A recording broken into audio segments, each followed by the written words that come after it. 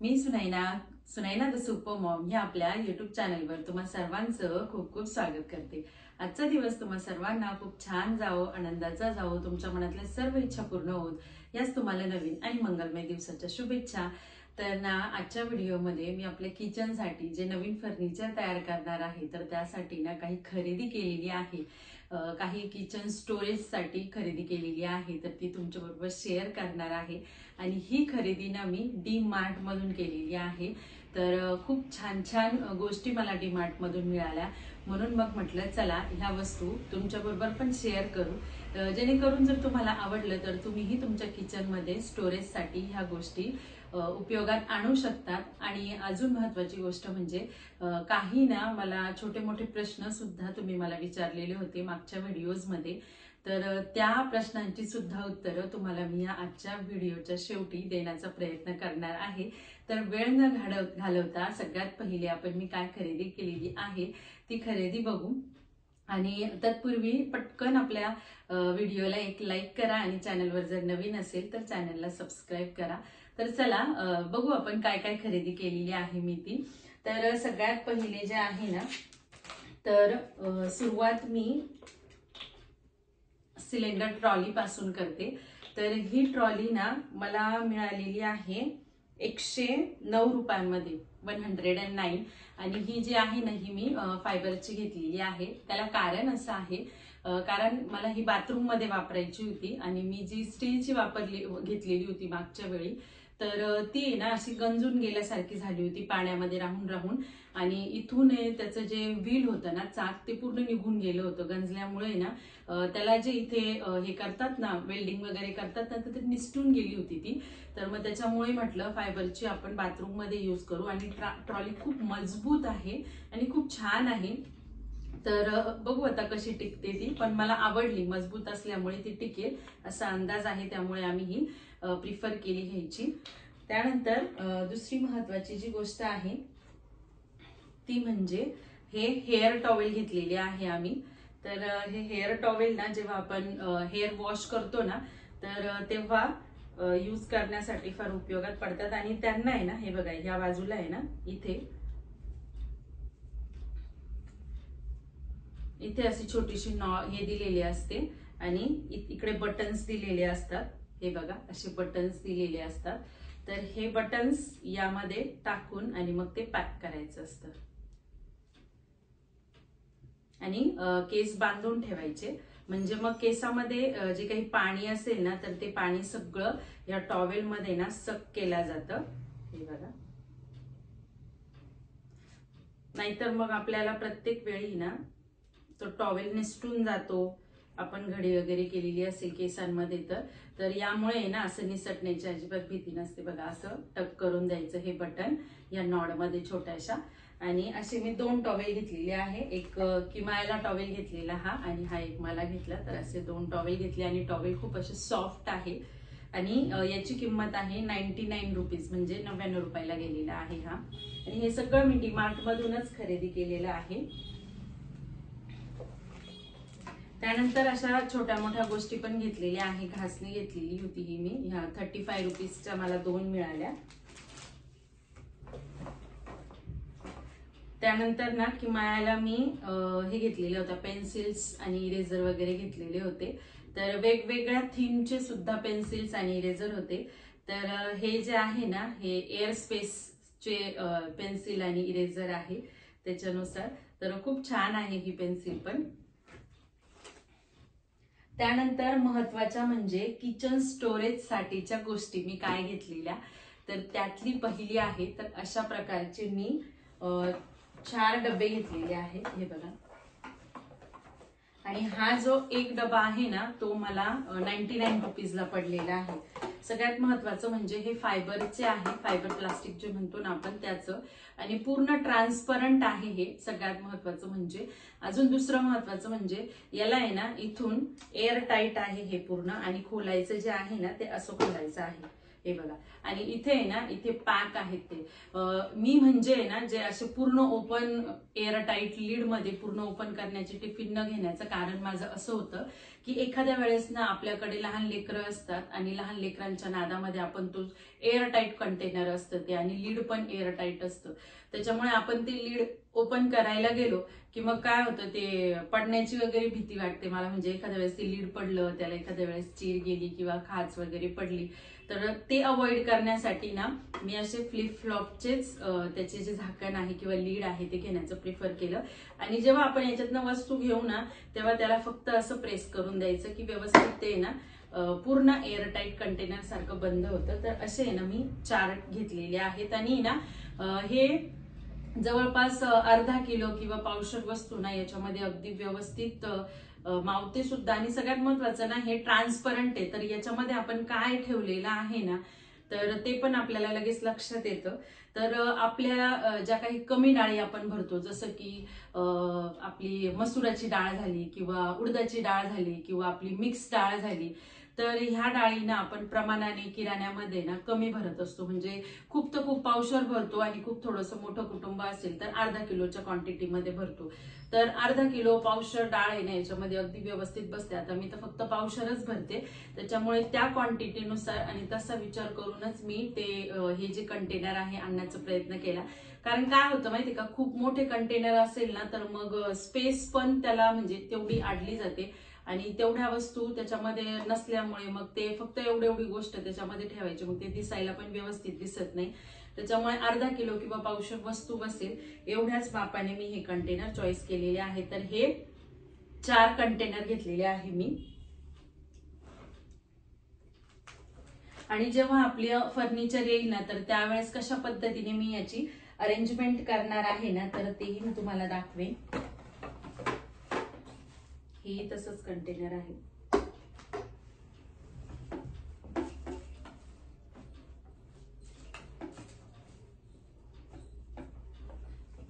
त्यानंतर हे कंटेनर घेतलेलं आहे मी. हे असे 2 कंटेनर घेतलेले आहेत. हे बघा, असे एकसारखे 2 कंटेनर घेतलेले आहे.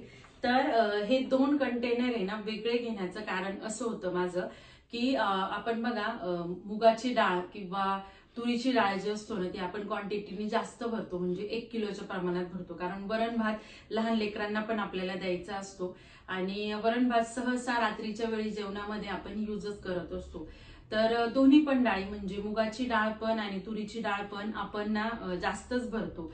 तर मग त्याच्यासाठी ना आपल्याला मेजरमेंट पण आहे ना प्रॉपर असलं पाहिजे. आता ह्या ज्या डाळी असतात ना, मसुराची झालं, उडदाची डाळ झालं ना, तर ती आपल्याला कधीतरी बनवायची, म्हणजे आपण कधीतरी बुधवारीच बनवतो किंवा रविवारीच बनवतो, बरोबर आहे, उडदाची डाळ जर झाली तर. आणि मसुराची डाळ पण आपण खिचडी वगैरे मध्ये असे करतो किंवा डाळ कांदा करायचं असलं तर अगदी थोडीशी घेऊन आपण करतो. त्याच्यामुळे इतका काही त्यांच्या मेजरमेंटला प्रॉब्लेम येत नाही, किंवा छोटासा त्याच्यामध्ये कप किंवा चमचा जरी ठेवून दिला ना तरी पण त्याची मेजरमेंट होऊन जाते. पण ह्या ज्या डाळी असतात ना, मुगाची आणि तुरीची डाळ वरणासाठी, तर रोजच्या मापानुसार आपण एक माप जर ठरवून घेतलं ना, तर आता इथे ना त्यांनी प्रॉपर मेजरमेंट पण दिलेली आहे. तर किती कप आपण घेतलं पाहिजे त्याची मेजरमेंट इथे लिहून दिलेली आहे बघा, तुम्हाला दिसत असेल रेड कलरच्या याच्यामध्ये दिलेलं आहे. तर तितकं आपण जर भरून घेतलं रोज, तर एकदा जर समजा आपण ठरवलं की इतकं पूर्ण 1 कप जे आहे डाळ घेऊन आणि त्याचं वरण बनवायचं, तर त्या दिवशी जर आपल्याला ते वरण पूर्ण जर पुरलं तर रोज इतकीच डाळ त्याच्यामध्ये घ्यायची आणि वापरायची. तर त्याच्यासाठी ना हे बघा त्यांनी इथून घेण्यासाठी पण असं नाही की त्याच्यामध्ये टाकण्याची गरज आहे, ते होल आहे तर इथून फक्त आपल्याला असं टाकायचं आहे. आणि हे पण ट्रान्सपरंट आहे आणि याचा शेप मला खूप आवडला सगळ्यात महत्वाचं. आणि 1 kg डाळ आरामशीर याच्यामध्ये बसते आणि काम झालं की हे लावून घ्यायचं. म्हणजे प्रत्येक वेळी ना आपल्याला हे जे कंटेनर आहे हे कंटेनर सुद्धा आहे ना इथून ओपन होतं. हे सुद्धा एअरटाईट कंटेनर आहे. हे बघा असं कंटेनर आहे, पूर्ण एअरटाईट कंटेनर आहे. म्हणजे ज्यावेळेस आपल्याला किराणा आपण भरतो ना तर त्यावेळेसच फक्त आपल्याला हे ओपन करण्याची आवश्यकता आहे. अदरवाईज इथून आपण प्रत्येक वेळी डाळ आपली घेऊ शकतो. तर आणि एअर टाईट असल्यामुळे एकदम फिक्स आणि प्रॉपर असं बसतं पण. आणि हे सुद्धा मटेरियल जे आहे ना हे सुद्धा फायबर प्लास्टिक मटेरियल मध्ये आहे. दिसायला एकदम काचे सारखंच दिसतं आणि लुक पण एकदम छान दिसतो त्याचा. आणि इथे आहे ना त्याला इथे बघा इथे सीलिंगला सुद्धा आहे, म्हणजे हा कप सुद्धा असाच ठेवायचा नाहीये, त्याला प्रॉपर सील करायचं आणि त्याच्यानंतरच ओपन करायचं. त्याच्यामुळे हे 2 मोठे कंटेनर मी घेतलेले आहे. एक आहे तुरीच्या डाळीसाठी आणि एक आहे मसुराच्या डाळीसाठी. आता हे लावताना पण मी अशी अरेंजमेंट करेन याच्यामध्ये की दिसायला ते व्यवस्थित दिसलं पाहिजे. ऍक्च्युली एक सारखे कंटेनर मी घेणार होते, पण थोडासा विचारपूर्वक मी असे वेगळे वेगळे कंटेनर घेतले. कारण जशी आपल्याला रिक्वायरमेंट असेल तर तसं जर आपण घरामध्ये व्यवस्थित म्हणजे ऑर्गनाईज करणं आपल्या हातामध्ये असतं म्हटलं तर ऑर्गनाईज आपण जसं केलं तसं दिसतं. त्याच्यामुळे मी असा विचार करेन की म्हणजे जास्तीत जास्त चांगलं ऑर्गनाईज करण्याचा प्रयत्न करेन. तर त्या पद्धतीनेच मी कंटेनर पण चॉईस केलेले आहे. आणि फर्निचर जेव्हा येईल आपलं तर त्यावेळेस कशा पद्धतीने मी अरेंजमेंट करेल ते तुमच्याबरोबर शेअर तर नक्कीच करणार आहे.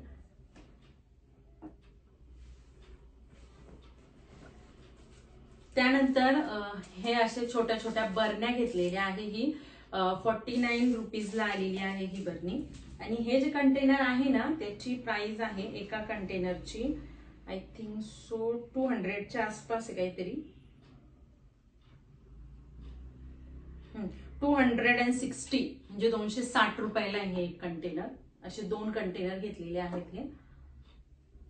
आणि ह्या कंटेनरची प्राइस आहे 49. आणि हे आहे ना काचेच्या बरण्या आपण म्हणतो ना तर तशा पद्धतीमध्ये आहे. सगळ्यात महत्वाचं नाही याचा शेप मला खूप आवडला, शेपच खूप सुंदर आहे. तर त्यामुळे खरं तर हे मी प्रिफर केले. आणि याचा खरा मेन यूज असा आहे की आपण बघा काजू बदाम पिस्ता ह्या ज्या गोष्टी आहे ना हे ठेवण्यासाठी खरं मी ह्या काचेच्या बरण्या प्रिफर केलेल्या आहेत. आणि त्या दिसायलाही खूप सुंदर दिसतात आणि ठेवल्यानंतर ना तर त्याच्यामध्ये म्हणजे एक चांगला आपण म्हणतो ना की लक्झरियस लुक यायला ना खूप सारी मदत होते. कारण याचा शेपच इतका सुंदर आहे. तर ह्या मी आय थिंक सो 4 बॉटल घेतलेल्या आहे. म्हणजे प्रत्येकाच्या याच्यानुसार काजू बदाम त्यानंतर पिस्ता आणि याच्यामध्ये मनुका जो आपण घेतो ना तो मनुका. तर ह्या अशा 4 बरण्या घेतलेल्या आहेत. आणि ह्या काचेच्या आहेत सगळ्यात महत्वाचं.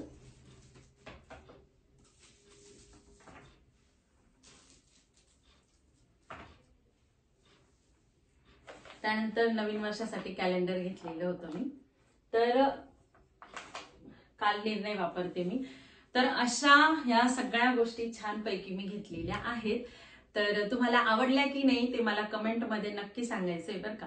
आणि आता आहे तुमच्या प्रश्नांची उत्तरं.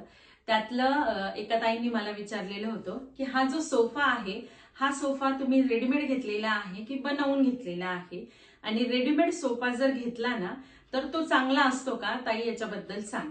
आता कुठली पण गोष्ट म्हणजे समजा सोफा बनवून घेतला किंवा आपण रेडीमेड घेतला तरी पण बनवणाऱ्या कारागिरावरच असतं. त्याच्यामुळे आपण वस्तू समजा जर रेडीमेड आणली तर ती काही खराब नसते, ती पण चांगलीच असते, घेतलं तरी काही प्रॉब्लेम नाही. पण हा जो सोफा आहे हा ऍक्च्युअली मी माझ्या घराच्या मेजरमेंटनुसार बनवून घेतलेला आहे. हा रेडीमेड सोफा मी मॉलमधून आणलेला नाहीये, हा मी बनवून घेतलेला होता. आणि मॉलमधून आणण्याचं कारण असं कारण इथे बघा इथे अशी खाच आहे.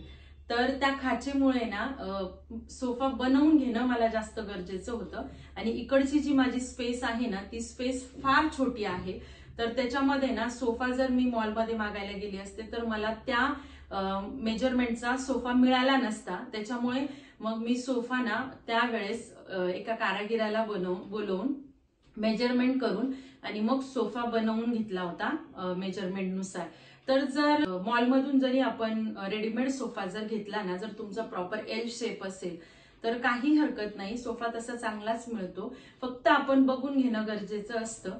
म्हणजे त्याच्या कापडावर पण असतं, बरंचसं काही कापडावर सुद्धा असतं.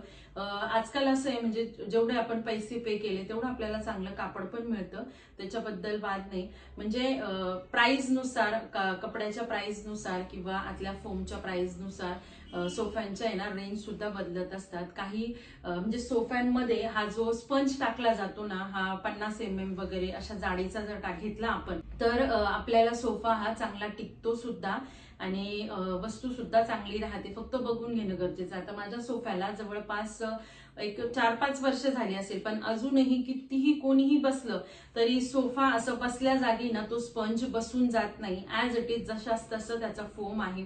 नाहीतर बऱ्याच वेळा असं होतं की सोफ्यांवर जर आपण बसलो तर बसून बसून तो सोफा तिथल्या जागेवर दबून जातो. त्याच्यामुळे घेताना आहे ना जास्तीत जास्त आणि जाडीचा जो आहे आतमधला स्पंज तो घेण्याचा प्रयत्न करायचा.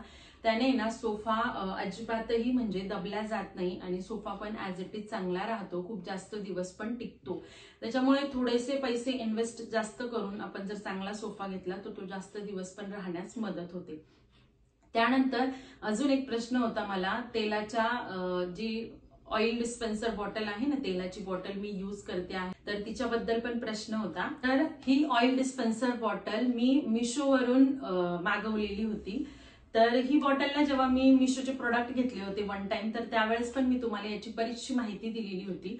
तर ही ऑइल डिस्पेन्सर बॉटल जी आहे ना ते माझ्या मते ना हे असं ॲल्युमिनियम टाईप आहे मटेरियल आणि इथे वरती जे आहे ना ते फायबर प्लास्टिक मटेरियल आहे आणि हे आहे हे पण ॲल्युमिनियम मटेरियल मध्येच आहे. आणि याला जे आहे ना ह्या बॉटलला इथे बघा असं 2 याच्यामध्ये हे आहे आणि आतमध्ये आटे आहे.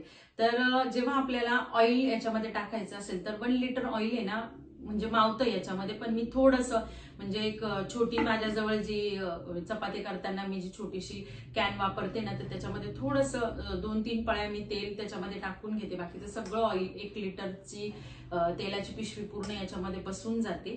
आणि याला आहे ना हँडल आहे त्याच्यामुळे आपल्याला आहे ना यूज करायला खूप सारं सोपं जातं. दुसरी महत्वाची गोष्ट म्हणजे याला इथे आटे असल्यामुळे ना व्यवस्थित आहे ना असं फिक्स करता येतं. अजून तरी मला काहीच प्रॉब्लेम म्हणजे जाणवलेला नाहीये. आणि इथे सुद्धा एक छोटं होल आहे की ज्याच्यामधून आहे ना एअर पास होते. तर जेव्हा कधी मला म्हणजे तुम्ही डिरेक्टली पण असं यूज करू शकता जेव्हा तुम्हाला तेल वगैरे कढईमध्ये टाकायचं असेल, पण मी तसं करत नाही. माझ्याजवळ जी छोटी तेलाची कॅन आहे ना तिच्यामध्ये मी टाकून घेते. त्यानंतर इथे आपण व्यवस्थित जर पुसून घेतलं ना तर ही तेलाची कॅन कधीच खराब होत नाही. आणि दुसरी महत्वाची गोष्ट म्हणजे एकदा आपण 1 लिटर आपलं ऑइल पूर्ण फिनिश झालं याच्यामधलं की लगेचच मी हे वॉश करून घेते. म्हणजे भांड्यांबरोबर आहे ना तिला घासून घेते. म्हणजे मग हे जे आटे राहतात ना ते पण चांगले राहतात. त्यानंतर इथून समजा ऑइल जर लीक होण्याचे जे चान्सेस असतात ना ते सुद्धा खूप कमी होतात.